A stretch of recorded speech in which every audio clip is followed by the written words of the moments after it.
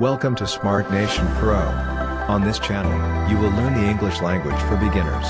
And it will also include fixing phones, computers, cars and more updated information and facts. Please subscribe to our channel. ሰላም ናኹም ዝኸበርኩም ተኸታተልቲ ስማርት ኔሽን ፕሮ ከመይ ቀኒኹም ኣብናይ ሎም መደብና እምበር ብዙሓት ዝሓተትኩሞ መሰረት ማለት እዩ ብኢሜይል ኣድረስና ጽሒፍኩምልና ነርኩም ብኮመንት ጽሓፍኩምውን ነርኩም ማለት እዩ ሶኻ እንታይ ኢሉ ብዛዕባ ኣናብባ ወይ ድማ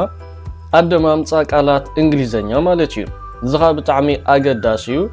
ምክንያቱ ብዙሕ ግዜ ደይንፈልጦም ቃላት ክንረክብ ንኽእል ወይ እውን ሰሚዕናዮም ደይንፈልጥ ክኸውን ይኽእል ማለት እዩ ብፍላይ ድማ መጽሓፍቲ ከነንብብ ከለና ስለዚህ ከመይ ጌርካ ፕሮናንስ ትገብሮም ተንብቦም ወይ ድማ ተድምፆም ተዳት ፈሊጥካ ማለት ሶ ኢዚ ይኸውን ንዓኻ ብድሕሪ ዝተርፈካ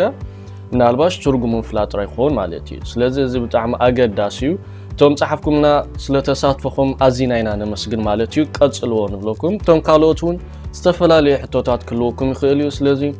ጸሓፉልና ኣብ ኢሜይል ኣድረስና ማለት እዩ ኣብ ታሕቲ ላትኩም ጽሕፉልና ትኽእሉ ኢኹም ንሕና ኸ ተቐቢልና ኣብ ግዜኡ ከነቕርቦ ኢና ማለት እዩ ስለዚህ ናብቲ መደብ ከብለኩም ሕራይ እምበር ኣብዚ መጀመርያ ፔጅ ንሪኦ ዘለና ፊደል ሲ ንሪኦ ኣለና ኣብዚ ማለት እዩ ሲ ብዙሕ ግዜ ሪና ንኸውን ኣብ ኣገለ ኣጋጣሚ ብክ ክድመፅ ሰሚዕና ኣለና ወይ ከም ነድምፆ ኢና sometimes ካ ሲ ከም ደሎ ይድመፅ እዩ ማለት እዩ እዚ ኸ ርእሱ ዝኻልእ ሕጊ ኣለዎ እዚ ማለት መዓስ እዩ ሲ ዝድመፅ መዓስ ኸ ክ ዝድመፅ ክንሪኢና ማለት እዩ ቅድሚኡ ግን ክትፈልጥዎ ዘለኩም ማለት እዩ ኣብ ኢንግሊሽ ኩሉ ኣይኮነን ሕጊ ዝኽተል ማለት እዩ ዳሓን ቀፂልና ክንሪኦ እንዲና ኤክሰፕሽንስ ዝበሃሉ ኣለዉ እዚኦም ማለት ሕጊ ዘይክተሉ እውን ኣለዎ ማለት እዩ ምክንያቱ ኢንግሊሽ ኩሉ ግዜ ካብ ቋንቋታት ፈረንሳ ግሪክ ከምኡውን ጀርመኒ ዝተለቀሖም ቃላት ኣለዉ ማለት እዩ ብዙሕ ግዜ እዚ ሕግታት ፎሎ ደይገብሩ ማለት እዩ ስለዚ ኣብቲ ድበዝሕ ከም ዘለዎ ድመፅ ኣሎ እዚ ሕጊ ፎሎ ደይገብር ማለት እዩ እቲ ገሊኡ ግን እዚ ሕጊ እዚ ፎሎ ዝገብር ማለት እዩ ስለዚ በዚ መሰረት ማለት እዩ እዚ ሕጊ እዚ እንተፈሊጥና ዝ ሩል ስለምንታይ ይድመፅ ወይ መዓስን ኣበየናይ ኩነታት ይድመፅ ተፈሊጥና ንዓና ዝቐለለ ይኸውን ማለት እዩ ስለዚ ናብቲ ትምህርቲ ክመልሰኩም ማለት እዩ ኣብዚያ ሲ ትብል ደላ ንኣብነት ኣብዛ ቀዳሚ ሴንተንስ እንታይ ይብለና ኣሎ AC is normally pronounced as a K okay እዚ ማለት ኩሉ ግዜ ትድበዝሕ ማለት እዩ ሲ ብኪ ዝድመፅ ብኪ ይድመፅ እዩ እንተኾነ ግን it sounds like an S ከም ሲ ማለት እዩ if it's followed by E, I or Y okay በዞም ሰለስተ ቃላት ንሪኦም ደለና E, I ወይ ድማ Y እንተዳ ስዒቡ ተጻሒፉ ወይ ተዓጅቡ ማለት እዩ እዚ ማለት ኣብ ኤግዛምፕል ክንሪኢና ዳሓን ኣብዚ ድሕሪ ሲ ማለት እዩ ዝኾነ ካብዚኦም ሓደ ቃል እንተዳ ኣሎ እቲ ሲ ከም ዘለዎ ሲ ይድመፅ ማለት እዩ እንተዳ ካብዚኦም ወፃኢ ኮይኑ ግን ዝኾነ ቃል ካብቶም ናይ እንግሊሽ ቃላት ኣልፋቤት ማለት እዩ ካብ ኤክስ ኣብ ዘድ ኣሎ ብጀካ ካብዚኦም ወፃኢ ዝኾነ ካልእ ቃል እንተዳ ደድሕሪ ሲ ተጻሒፉሎ ግን ሲ ከም ዘለዎ ደይኮነስ ክ ይድመፅ ማለት እዩ ኦኬ ኣብዞም ትግርኛ ጽሒፈልኩም ኣለኹም ስለዚ ኤግዛምፕል ንረ ሰርከስ ዝብለና ኣሎ ሰርከስ ማለት እዚ ሾው ደሪሉ ናይ ታለን ናይ ስፖርት ገለ ማለት እዩ ንፈልጦ ኢና ብተለምዶ እውን ሰርከስ ንብሎ ኢና ማለት እዩ ስለዚ ኣብዛ ቃል እዚኣ ኣብዛ ሰርከስ ትብል ቃል ማለት እዩ ክልተ ፊደላት ሲ ኣሎ እቲ ሓደ ኣብ መጀመርያ እታ ካልአይትኻ ኣብ ማእከል ኣላ ማለት እዩ ስለዚ ክልቲአን ግን ኣብዛ ካልአይቲ ክ ኣድሚፅናያ ኣብዛ ቀዳመይቲ ሲ ኣድሚፅናያ ሰርከስ ኢልናያ ማለት እዩ ስለምንታይ ኣብዚኣ ሲ ኮይና ከምታ ቀዲመ ክብለኩም ፀናሕኹ ማለት እዩ ንሱ ኸ እንታይ እዩ ካብዞም ሰለስተ ሓደ ኣሎ ደድሕሪ እሱ ኸ እንታይ ኣይ ማለት እዩ ስለዚ ድሕሪ ሲ ኣይ ስለ ዘሎ ሲ ከም ዘሎ ሲ ተደሚፁ ማለት እዩ ኤንደን ኣብዚ ማእከል ዘሎ ከይ ግን ክ ተደሚፁ ዘሎ ግን ስለምንታይ እዩ ካብዚኦም ወፃኢ ዩ ኣሎ ማለት እዩ ዩ ካብዚኦም ወፃኢ ስለዚ ክ ተደሚፁ ሰርከስ ኢልናዮ ማለት እዩ ካልአይቲ ኤግዛምፕል እውን the same ማለት እዩ እዚኣ ኸ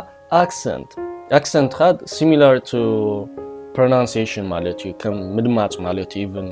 accent ትርጉሙ ማለት እዩ ስለዚ ኣብዛ accent ክልተ ሲ ብሓንሳብ ተጻሒፈና ኣለዋ እታ ቀዳሚት ሲ ክ ኣንቢብናያ እታ ካልአይቲ ኸ ሲ ኣንቢብናያ ማለት እዩ እቲ ምክንያት ሕጂ እውን the same ማለት እዩ ድሕሪ ሲ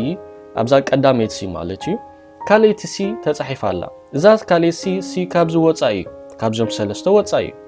ስለዚህ እዚያ ቀዳሜ ሲ ክትንብብ ማለት እዩ እዛ ካልአይቲ ሲ ግን ኢ አሎ ደድሕሪያ ይማ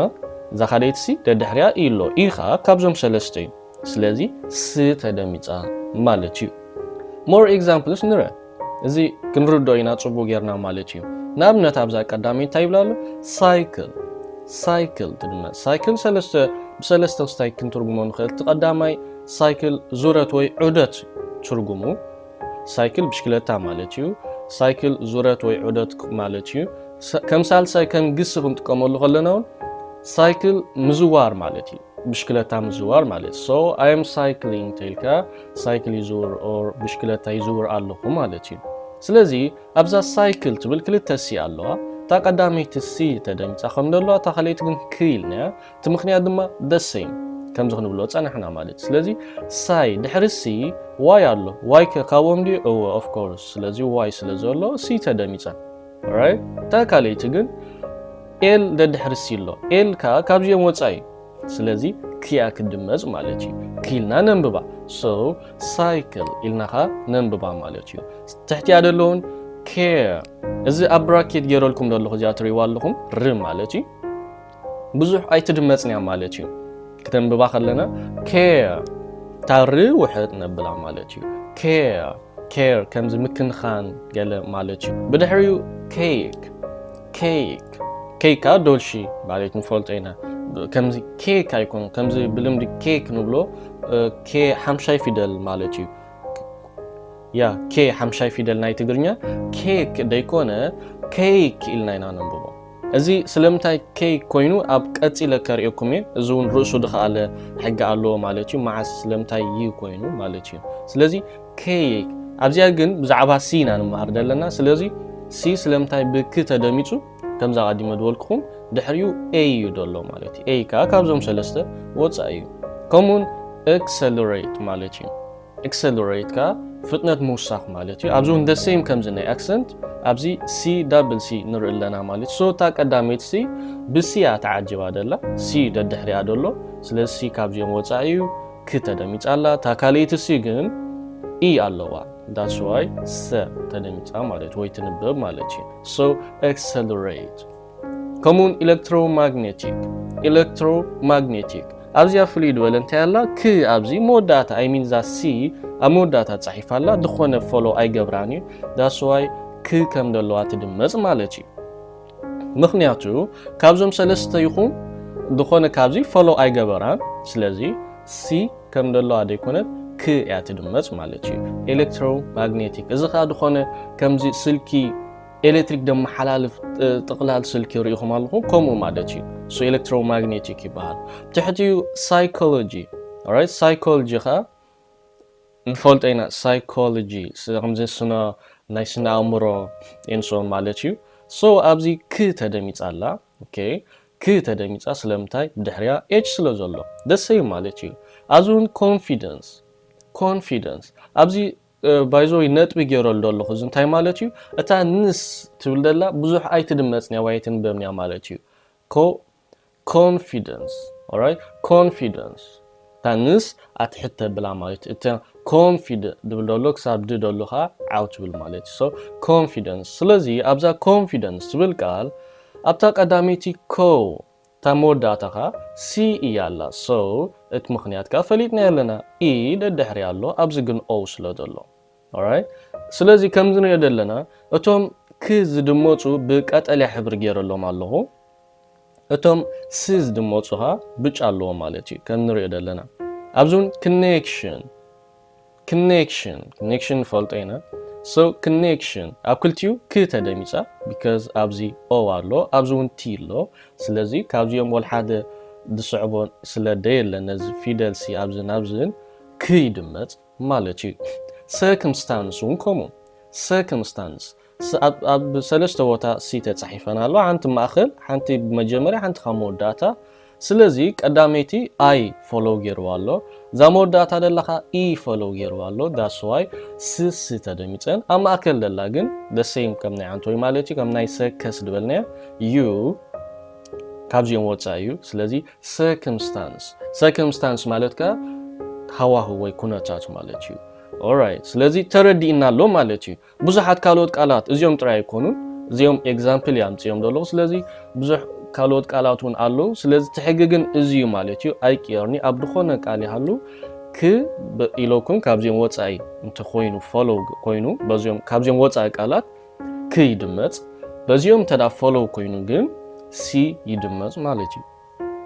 ኣብዙን ንሪኦም ኣለና ክልተ ቃላት እዚኦም ብዙሕ ግዜ ሰሚዕናዮም ኣለና subscribe alright subscribe እዚኣኻ ስለምታይ ክ ተደሚጻ ሕጂ ፈሊጥና ያለና ማለት እዩ subscribe ስለምታይ ክ ኮይና r ደድሕር ሲ ስለ ዘሎ r ካ ካብዚኦም ወጻኢ ስለዚ ኣብዚ እንታይ ክንገብር ኣለና መስልኩም እዞም e i y ክንዝክሮም ኣለና ኩሉ ግዜ ማለት እዩ ኣብ ርእስና ክንሕዞም ኣለና ስለዚ ኣብ ድኾነ ኣጋጣሚ ማለት እዩ እንተዳ ካብዚኦም ወጻኢ ኮይኑ ክ ከም ዝድመጽ ወይ ከም ዝንበብ ፈሊጥና ኣለና ማለት እዩ ስለዚ ንእግረ መንገድኹም ካ ሰብስክራይብ ኣይትረስዑ ማለት እዩ ተዘኻኽረኩም እያ ዘላ ስለዚ ሰብስክራይብ ብምግባር ናይ ወትሩ ተኸታተልትና ክትኮኑ በዛ ኣጋጣሚ ንዕድም ማለት እዩ ስለዚ ሰብስክራይብ ኣይትረስዑ ብድሕሪያ ኮመንት ካ ርእቶ ማሃብ ማለት እዩ ወይ ድማ ርእቶ ማለት እዩ ስለዚ ኮውካ ስለምታይ እዚኣ ኮው ኮይናኻ ፈሊጥና ኣለና it means ካብዚኦም ወጻኢ ኦ ስለ ዘሎ ኣብዚኣ ንእግረ መንገደይ ክዛረባ ዝደሊ ብዛዕባ ኮመንት ማለት እዩ ኮመንት ክትህቡ ከለኹም ብጣዕሚ ንዓና ኣገዳሲ ኮመንት ክጽሕፉልና ማለት እዩ እንተዳ ጽቡቕ ኮይኑ ረኺብኩሞ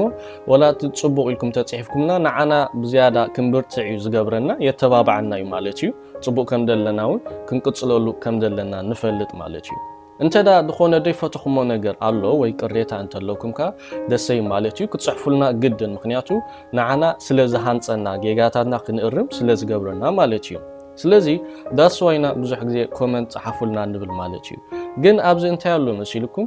ኮመንት ቅሬታ ክህልወኩም ክእል እዩ ድኾነ ክስታይ ማለት እዩ ክሳብ ሕጂ ኮ ወልሓንቲ ሕማቕ ኮመንት ርእየ ማለት ኣይኮነን ኣይረኣናን ስቲል ሕማቕ ኣይጽሓፍኩም ግን ሃናጽ ነቐፌታ ድበሃል ነቐፌታ ክትህቡ ከለኹም ማለት እዩ እንታይ እዩ ነቲ ሰብ ጌጉ ኣይኮንካ እንትነግሮ ጌጋ ፕላስ እቲ ንስኻ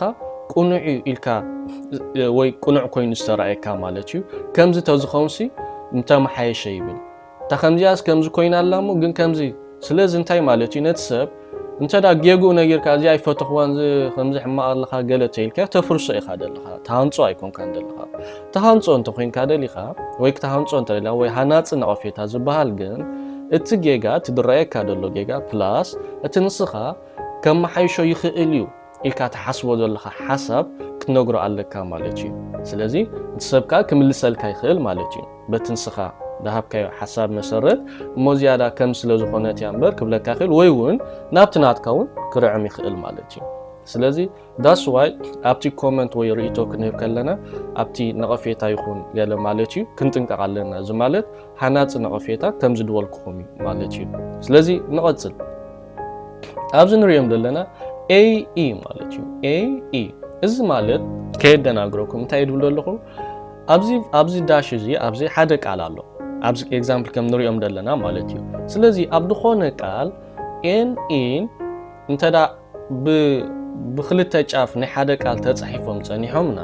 ክልቲኦም እንታይ ዝብል ቃል ይፈጥሩ መስልኩም ይፈጥሩ ማለት እዩ ከምቲ ዓንቶይ ኬክ ክድበልኩኹም ማለት እዩ alright ስለምታይ ኬክ ደይብልና ኬ ኣይኮነ ሓምሻይ ፊደል ኬ ደይኮነ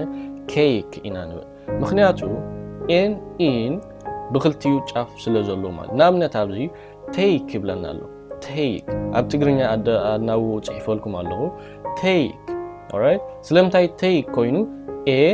ኣብዚ ብመጀመርያ ኣሎ ብድሕሪኻ ኢ ኣሎ ኣብ ማእኸል ሓደ ፊደል ኣሎ ስለዚ እዚኦም ክልቲኦም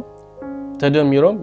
ዝብል ድምፂ ይህቡና ሶ ዝኻ ተሎ ዝኻ ክሶ ቴክ ይኸውን ማለት እዩ ነቐጽል ክርዳእና ኣብዚ እውን ዴር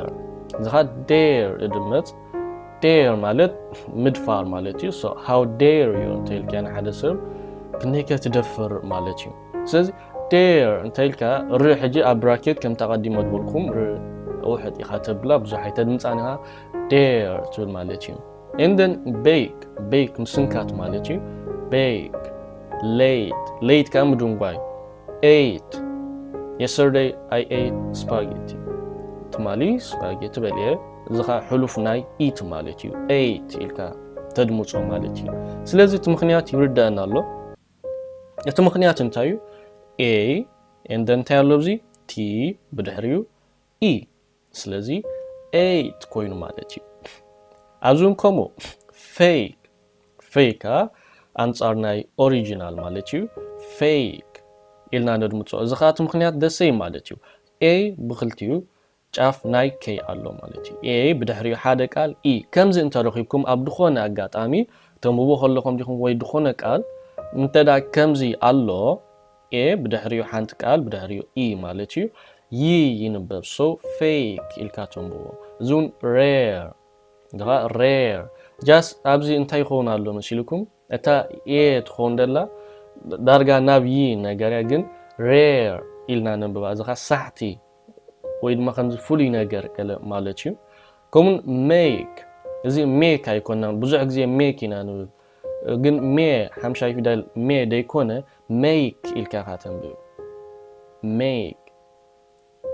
it makes me happy alright ሜክ ኢኻ ትብል ምክንያቱ ከም ንሪኦ ዘለና A ብድሕሪኡ E ስለ ዘሎ ሜክ ኬክ ኣብዚ ኸ ፀኒሓ ማለት እዩ ስለዚ ኬክ ካ ትብል mate ka ብጻይ ማለት እዩ ወይ ያ ብጻይ ካ ንኣብነት ክላስ ሜት ተልካ ወዲ ክላስ ካ ማለት እዩ ሩም ሜት ተልካ ወዲ ክፍልካ ወይ መዳቅስትኻ ማለት እዩ ስለዚ ሜት ምስ ዝኾነ ቃል ተሓዊሹን ክመጽ ይኽእል እዩ ሶ እቲ ናቱ ኣናባ ወይ ታዳምጾ ግን ኣይቀርኒ ማለት እዩ ንኣብነት ወላ ኣብዚ ሌት ትብል ደላ ብቅድሚያ ትራንስ እንተወሲኽናላ ትራንስሌት ማለት ካ ምትርጓም ማለት እዩ ወይ ያ ምትርጓም ማለት እዩ ሓደ ሰብ ክትርጉመሉ ከላ ይንሶን ትራንስሌት ትብል ምሽ ሶ ኣብዝኻ ደሰይ ማለት ኣብ ድኾነ ቃል ተሓዊሹ ክመጽ ይኽእል ይንሶን ግን እቲ ሕግናቱ ኣይቅየርኒ ከም ደሎ ይድህበና ማለት እዩ ሌክ ቀላይ ማለት እዩ ሌካ ደሰይ ማለት እዩ ኤካ ቃንዛ ማለት እዩ ወይ ሕማም ናብነት ሄድ ኤክ ተይልካ ቃንዛ ርእሲ ማለት እዩ ወይ ካ ቱት ኤክ ተይልካ ናይ ኩሩንቲ ቃንዛ ኩሩምቲ ማለት እዩ ሶ ኤክ ዝኻ ኤክ ሶ ኣብ መንጎ ዞም ክልተ ኤን ኢን ሲ ኤች ኣሎ ማለት እዩ ስለዚ ኤክ ይንበብ እዙን ዴኬድ ካ 10 ዓመት ዴኬድ ይበሃል 10 ማለት እዩ ምስ ቆፀርካ ዴኬድ ሓደ ዴኬድ ይበሃል ንኣብነት 100 ዓመት century ይበሃል ወይ ብትግርኛ ዘመን ንብሎንሽ ክንዚ ዘመን so century ይበሃል 100 ዓመት 10 ዓመት ካ decade ይበሃል ንኣብነት 3 decades ተይልካ ብዙሕ ግዜ ኣብ ፈተና ብፍላይ ናይ reading ትመጽያ እዚያ 3 decades ተይልካ እንታይ ማለት እዩ 30 ዓመት ማለት እዩ ምክንያቱ ሓደ decade 10 ዓመት እዩ so 3 decades ተይልካ 30 ዓመት ማለት እዩ ስለዚ كيد سلمتاي كيد تنبيبا زيا مخنياتو كمزا قديمو دولكم A بدحريو E سلازلو مالتي so easy مالتي trade ذا نقد مالتي منقاد A بدحريو E يالو مالتي and then forsake زي انتاي مالتي زيا ابزي نط بيغيرلا دلو انتاي مالت forsake ኣብዚ ፍሊተ ብሎ ማለት